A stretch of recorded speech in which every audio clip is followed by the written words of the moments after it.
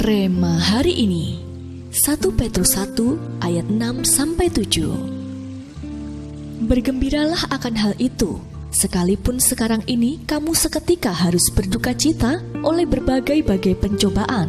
Maksud semuanya itu ialah untuk membuktikan kemurnian imanmu yang jauh lebih tinggi nilainya daripada emas yang fana, yang diuji kemurniannya dengan api, sehingga kamu memperoleh puji-pujian dan kemuliaan dan kehormatan pada hari Yesus Kristus menyatakan dirinya.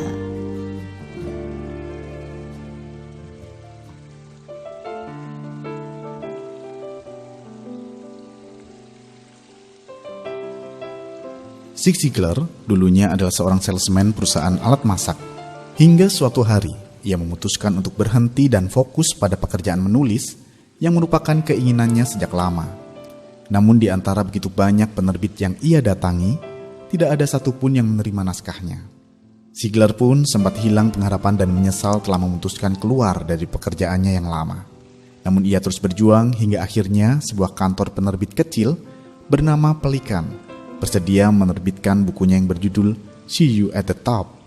Kala itu, buku Ziglar terjual sampai dengan 250.000 kopi lebih. Bahkan hingga saat ini masih terus dicetak. Kisah yang sama seperti yang dialami Ziglar juga dihadapi salah satu tokoh Alkitab yang bernama Habakuk.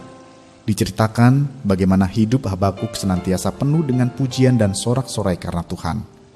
Sukacitanya ada bukan hanya ketika hasil panen berlimpah dan usaha pekerjaannya berkembang pesat.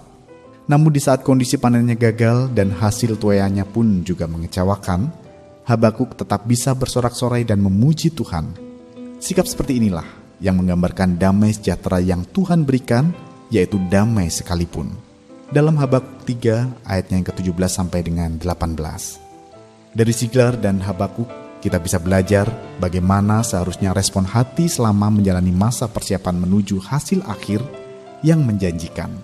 Tentu, bukanlah suatu hal yang mudah ketika keadaan dan situasi yang kita hadapi berbanding terbalik dengan harapan kita.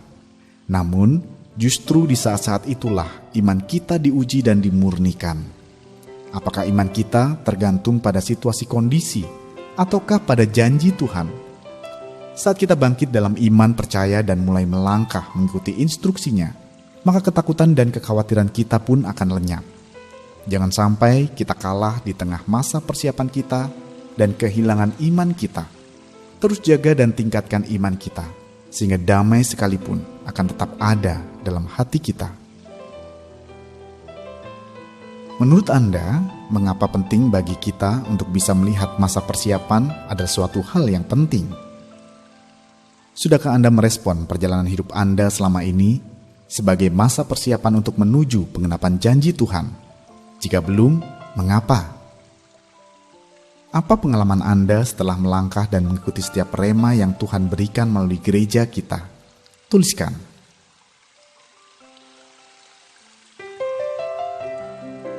Tuhan Yesus, kami bersyukur Engkau senantiasa membimbing dan menuntun kami agar tetap dalam jalan-Mu. Ajar kami untuk terus dapat melihat bahwa yang kami hadapi saat ini adalah masa persiapan kami untuk menuju pengenapan janji-Mu. Di dalam nama Tuhan Yesus kami berdoa. Amin.